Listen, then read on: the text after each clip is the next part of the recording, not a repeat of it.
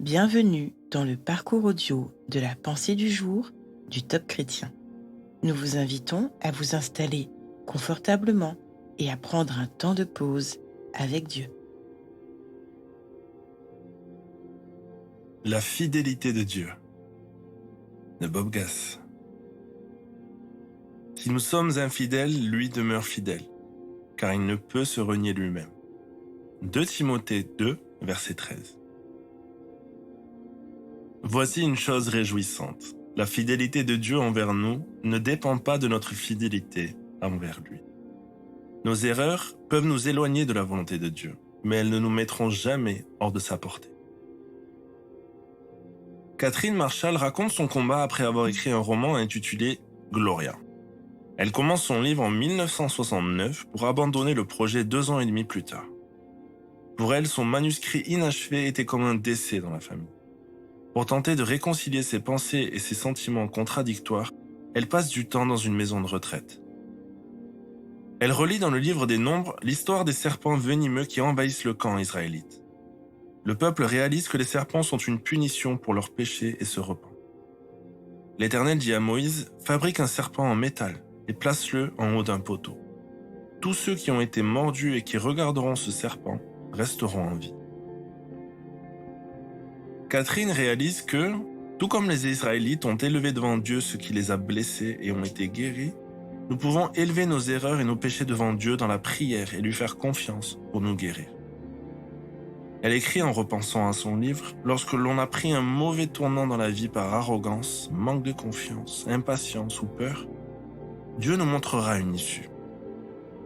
Même lorsqu'on s'égare, Dieu nous aime tellement qu'il nous ramènera à lui. N'oublions pas, si nous sommes infidèles, lui demeure fidèle.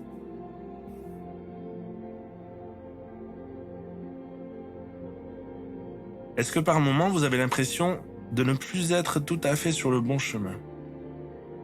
Prenez le temps d'écouter ce que Dieu veut vous dire à ce sujet.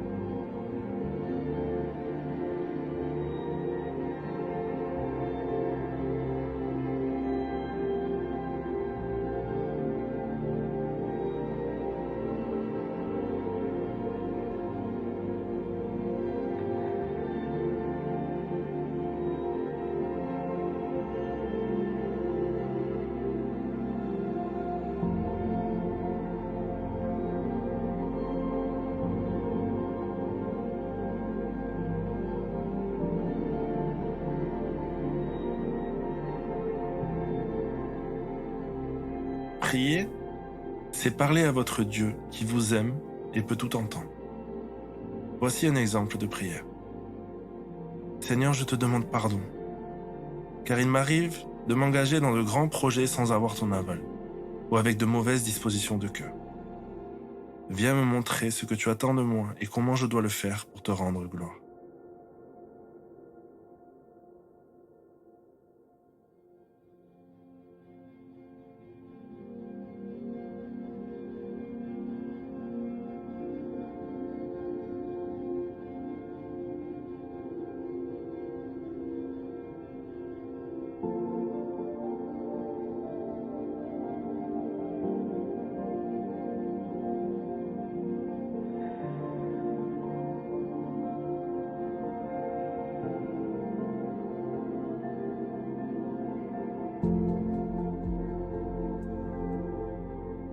Aujourd'hui, quels sont vos sujets de reconnaissance?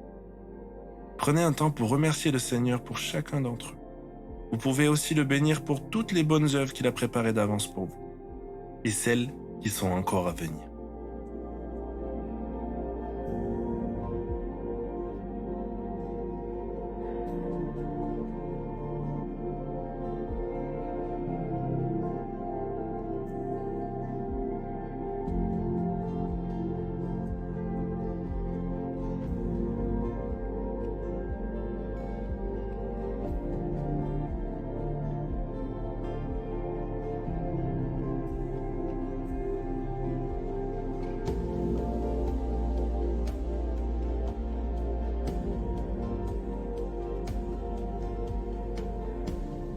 Avez-vous dans votre vie des projets qui stagnent?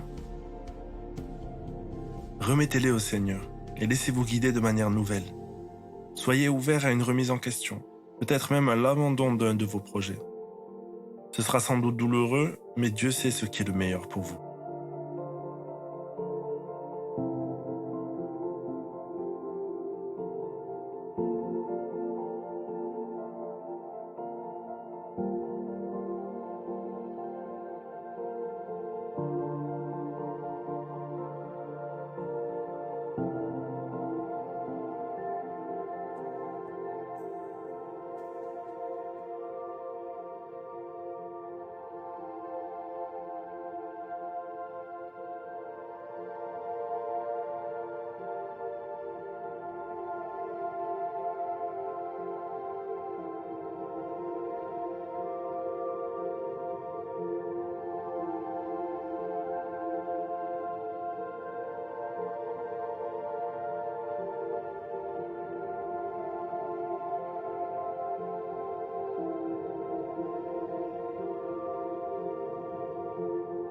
Notre parcours du jour se termine.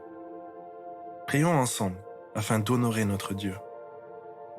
Merci Seigneur. Tu es vraiment le meilleur et le plus fidèle des coachs. À toi soit le règne, la puissance et la gloire.